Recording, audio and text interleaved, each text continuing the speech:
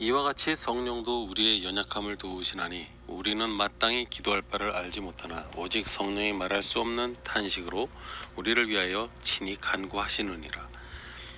마음을 살피시는 이가 성령의 생각을 하시나니 이는 성령이 하나님의 뜻대로 성도를 위하여 간구하심이니라. 우리가 알거니와 하나님을 사랑하는 자 곧 그의 뜻대로 부르심을 입은 자들에게는 모든 것이 합력하여 선을 이루느니라. 하나님이 미리 아신 자들을 또한 그 아들의 형상을 본받게 하기 위하여 미리 정하셨으니 이는 그로 많은 형제 중에서 맏아들이 되게 하려 하심이니라. 또 미리 정하신 그들을 또한 부르시고 부르신 그들을 또한 의롭다 하시고 의롭다 하신 그들을 또한 영화롭게 하셨느니라. 오늘 말씀은 하나님께서 어떻게 우리 인간들을 생각하고 있고 그리고 어느 정도까지 우리들에게 도움을 주고 계시는지, 우리들에 대한 사랑을 어디까지 포기하지 않고 계신지를 엿볼 수 있는 성경 말씀이라고 봅니다. 오늘의 이 여러 단어 중에서 중요한 것들은 하나도 중요하지 않은 것이 없습니다. 그러나 우리가 좀 더 평상시에 생각했었던 부분들과 접했을 때 일반적으로 생각하는 그 단어들이 우리들이 생각하고 있는 바와 다르다라고 하는 것을 알아야 하지 않을까. 가령 성령이라고 하는 것은 우리들이 한 번도 본 적이 없기 때문에 우리들의 아는 만큼, 그 성령이라는 부분에 대해서 생각한 만큼 우리 나름대로의 분류를 한다고 할까요? 성령에 대한 정의가 사람마다 다 다르다는 이야기입니다. 하지만 성령께서는 한 형태를 가지고 있는 단순한 존재이시지요. 하지만 형태는 우리 사람들의 수만큼, 성령을 생각하는 사람들의 수만큼 다르지 않을까 싶습니다. 우리들은 이 성경 말씀을 통해서도 통일을 갖기가 어렵습니다. 하나님이 어떠한 분이신지, 그리고 그 하나님께서 우리에게 어떠한 사랑을 하고 계신지, 그리고 어떠한 부분까지 우리에게 책임을 지겠다고 하시는 것인지 정확하게 알지 못하고, 때로는 우리가 살아가고 있는 생활에 필요한 물질들, 그리고 필요한 권력, 사회적인 위치, 이런 것들을 위해서도 기도를 합니다. 그리고 심지어는 나 자신의 어떠한 지적인 능력, 아니면 내가 가지고 있는 지식, 이런 것들에 대해서도 하나님께서 도와주셔야 하지 않습니까? 라는 이야기를 하는 경우가 자주 있습니다. 전 개인적으로 그 말에 동의하지 않습니다. 왜냐하면 우리들이 그러한 어떤 성경 속의 사건을 통해서, 그 어떤 한 인물을 통해서 보면 명확하게 나와 있습니다. 그 인물이 원해서 하나님께서 그를 그렇게 만들었다라고 하는 경우는 제가 가지고 있는 기억에는 없기 때문입니다. 오로지 하나님께서 그를 불러서 사용하실 때에 그러한 일들이 있었고, 그에게 특별히 지식을 더 주었다라든지 그에게 사회적인 권능을 더 주셨다라고 이야기를 하고 있지는 않습니다. 대표적인 인물 가운데 하나인 그 요셉이라는 인물을 놓고 보아도 결코 그 요셉이라는 인물이 어려서부터 인품이 좋았다라고 이야기하지 않습니다. 형들을 감시하고 형들의 잘못된 점을 아버지에게 고자질해서 형들을 곤란하게 만들던 막내 아들이었습니다. 그런데 이 아들이 하나님의 선택을 받아서 버려졌을까요? 형제들에게 매맞고 그들의 형제들의 이 형제라는 이름에서 내쫓김을 당했을까요? 그것은 우리로서 알 수 없다라고 이야기하는 게 맞습니다. 하나님께서 그를 사용한 것이지 요셉이 원해서 그 길을 간 거라고 볼 수는 없기 때문이죠. 만약에 하나님께서 그를 쓰기 위해서 그렇게 형제들에게 버림받게 하셨다 라고 이야기하는 것은 하나님께서 하신 말씀이 아니라 나중에 요셉이 인생을 살다 보니 그러한 것이었었다 라고 자신의 입으로 이야기를 하게 된 거죠. 네, 다시 본문으로 돌아옵니다. 우리는 어떤 존재이냐 하면 연약한 존재입니다. 어떻게 연약한 존재라고 이야기를 하냐면 이와 같이 성령도 우리의 연약함을 도우시나니, 이 이와 같이라고 하는 말이 가리키고 있는 것은 우리는 우리가 보지 못하는 것을 바라면 참음으로 기다려야 하는 존재라고 이야기를 합니다. 그리고 우리가 소망으로 구원을 얻었는데 그 보이는 소망이 아니라는 겁니다. 그렇기 때문에 우리가 누가 보는 것을 바라겠느냐라고 이야기를 했습니다. 그러면서 이렇게 보이는 것조차도 믿을 수 없고 보이는 것이 바로 진리가 아니다라고 하는 부분을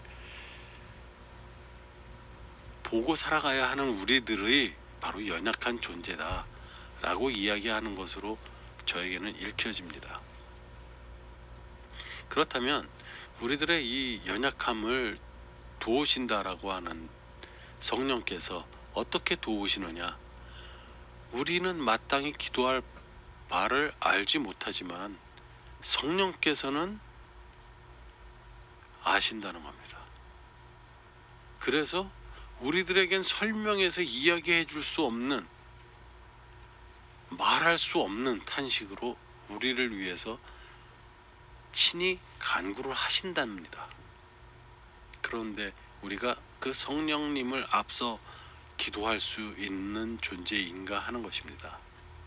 그리고 우리라는 것은 바로 연약하다고 하는 이 안에는 7장에서 이야기했었던 이 죽음의 몸에서 나를 구할 이가 누구냐? 나는 공고한 자다. 이렇게 우리들이 고백하지 않습니까? 인간의 고백입니다. 인간은 이 육체를 벗어나서 육체를 능가하는 삶을 살아낼 수 없다라고 하는 것이 바로 그 고백의 포인트인 것입니다.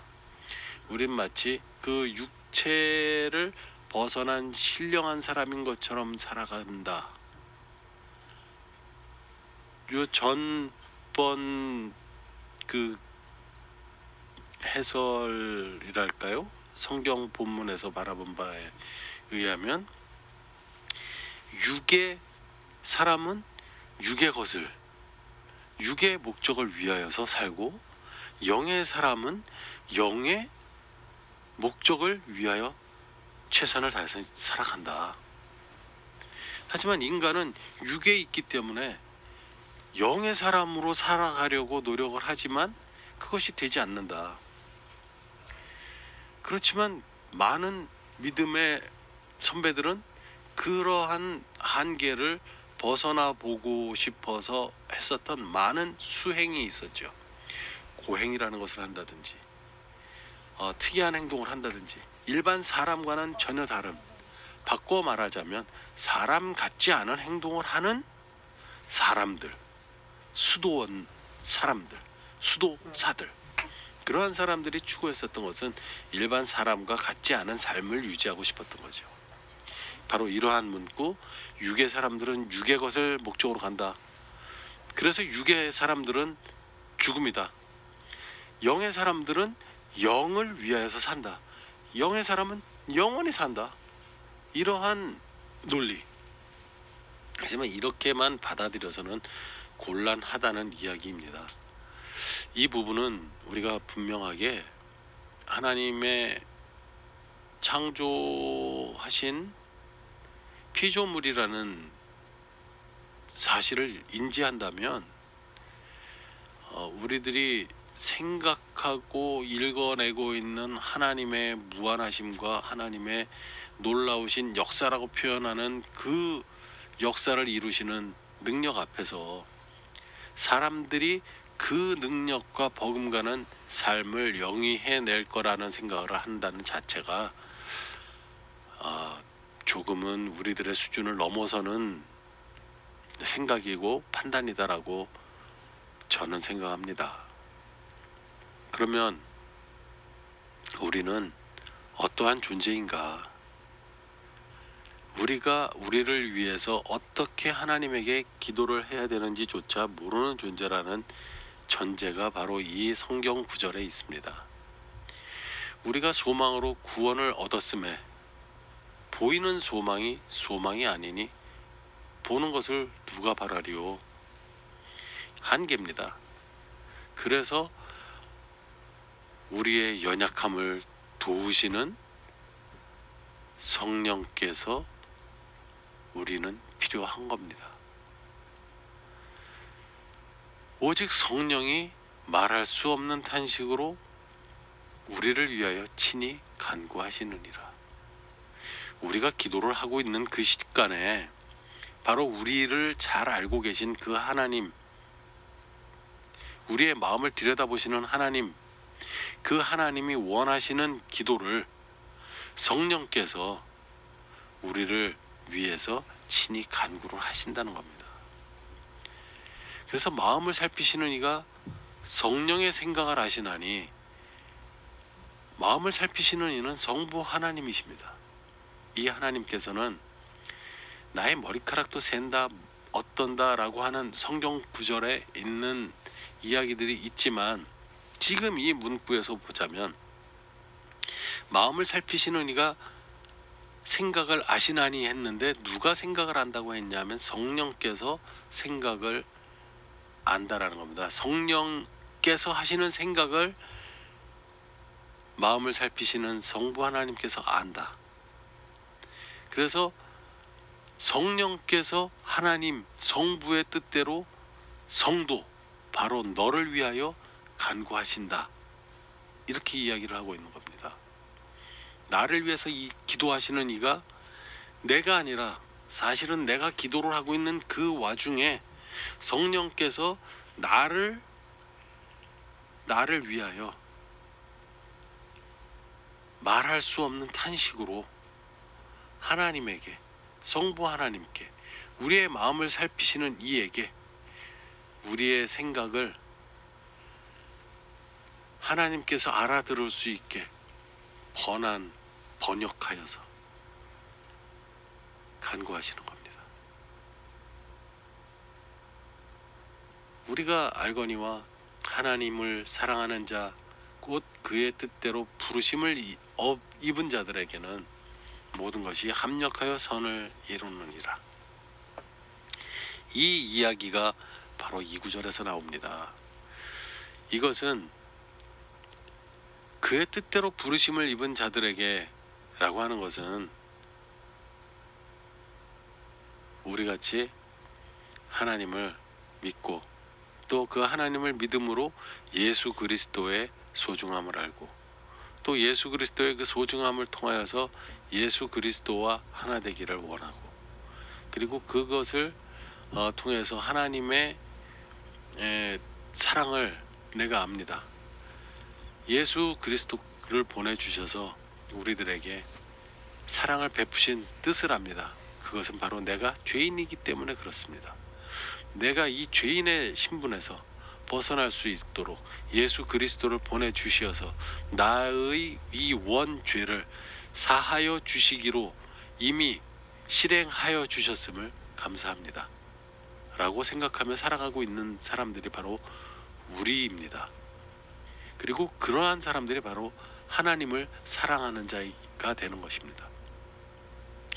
그래서 그의 뜻대로 부르심을 입은 자들이라는 것은, 그의 뜻은 바로 무엇이냐면 예수 그리스도를 통하여서 성령의 인도를 받아 하나님 앞에 나와 서 있을 수 있게 되는 자라고 저는 봅니다.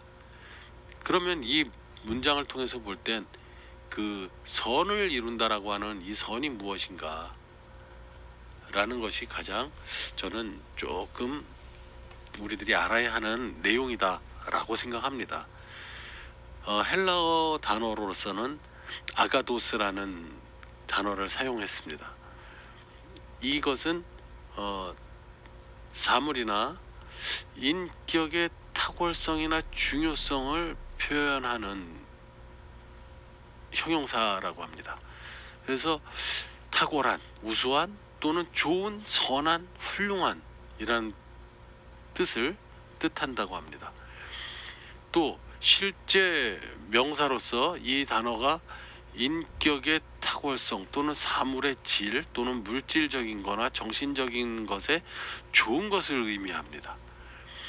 이 단어는 헬라 철학에서 도덕적이고 영적 고결을, 그리고 헬레니즘과 성경에서 구원을 의미하기도 하는데, 그래서 이 단어는 인물이나 사물이나 조건이나 상태 또는 자질, 감정, 행위나 때, 여기에서 때는 타임을 이야기합니다. 묘사하는 데 사용된다고 합니다.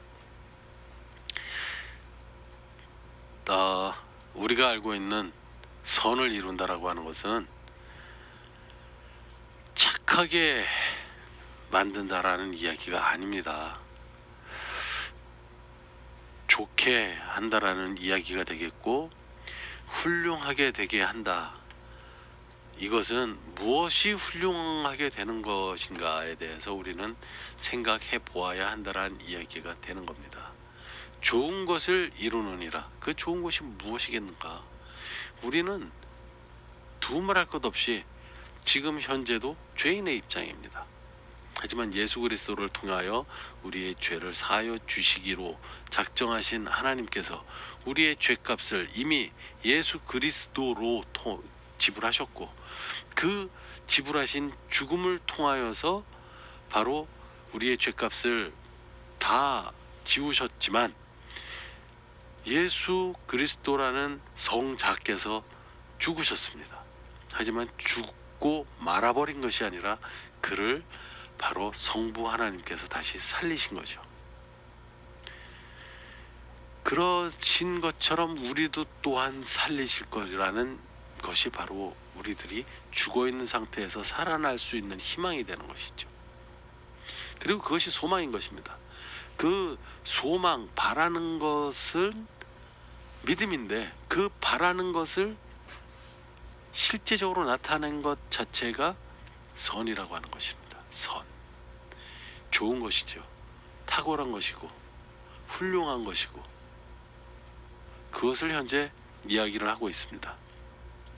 예수 그리스도의 십자가에서 흘리신 보혈과 그를 통한 우리들의 구원의 역사가 이미 이루어져 있다라고 하는 것을, 우리들이 지금 죄인의 상태인데 불구하고 하나님의 심판의 그날에 우리가 하나님의 양자가 되는, 예수 그리스도와 동일시되는 그러한 일이 이루어지는 것 자체가 선이다라고 저는 생각합니다.